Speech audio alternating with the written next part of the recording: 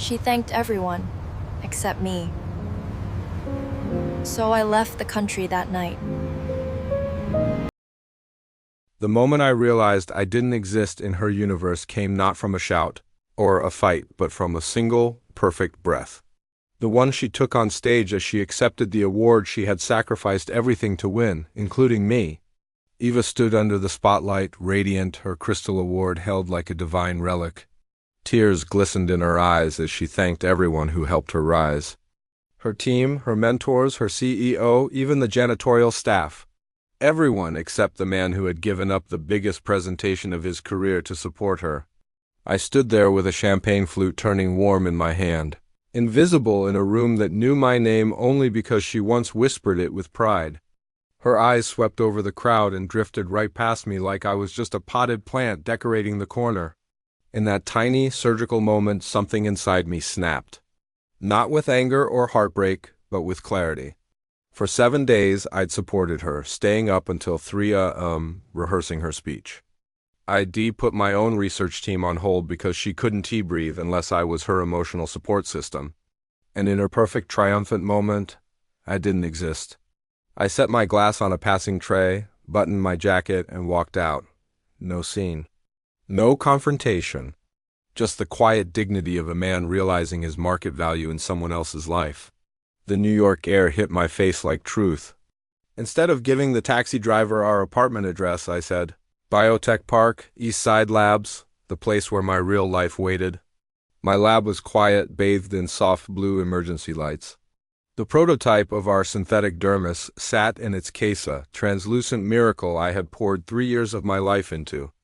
A revolution in burn treatment. It, at least, didn't pretend I didn't exist. I opened my laptop. A single email blinked at me from Dr. Alistair Finch at the Max Planck Institute. He'd seen our early research, wanted to collaborate. I had ignored him for weeks, for her. Now I typed back, I can be in Geneva tomorrow afternoon. I sent the email, booked a one-way ticket, and packed lightly. Clothes, passport, 3 years of research on a hard drive. I slipped my phone into my bag on silent and headed to JFK. I didn't think about Eva until the plane took off. I wondered if she'd even notice before her morning meeting. She did notice, and she panicked. While I flew across the Atlantic, she floated around her after-party, glowing. But the moment she returned to our darkened apartment, the glow faded. Leo, she called. Silence. By morning she was frantic. By afternoon she was terrified. When she finally called my lab, my research assistant delivered the news coldly. He submitted leave of absence paperwork last night, indefinite. Eva realized then, too late, that I hadn't left impulsively. I had left with intention. In Geneva, Dr. Finch met me with a handshake that felt like a new beginning. I presented my research to a room full of people who cared only about truth and innovation. By the end, he offered me everything Eva never valued: autonomy, resources, leadership, respect. I accepted. Then I turned on my phone. 27 missed calls, 43 texts, all from her. The last one read, "Please just tell me you're okay." I wrote back, "I've accepted a position in Munich. I'll arrange my things." Then I turned off my phone again and slept better than I had in months. While my new life flourished, hers crumbled. Her confidence collapsed, her promotion felt hollow. She realized she hadn't just lost me. She had never appreciated me to begin with. 3 weeks later, she boarded a flight to Munich. She arrived at the Institute, her Manhattan glamour looking like a costume. When I walked out to meet her, she froze. The Leo who had belonged to her world was gone. The Leo standing in front of her belonged entirely to himself. At a cafe, she finally said it. "How could you just leave? Without goodbye?" I replied, "I didn't want to ruin your night. And I didn't want to beg for space in your life anymore." Her eyes filled with tears. "I love you." I made a mistake. "No," I corrected gently. "You told the truth. You showed me where I stood. Forgiveness doesn't equal return." "I'm not saying never," I told her. "I'm saying not now, not like this." 6 months passed.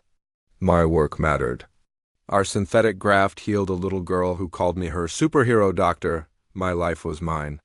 Eva changed careers, finding meaning in nonprofit health communications. She moved to Munich not for me, but for her own growth. We saw each other again at a conference. She was quieter, more grounded. She really saw me.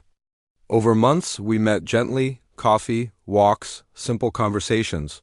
One day, by the river, she said, "I'm not here to fix us. I'm here to fix me. If someday we find our way back, it'll be because we choose each other, not because we need to." For the first time, I believed her.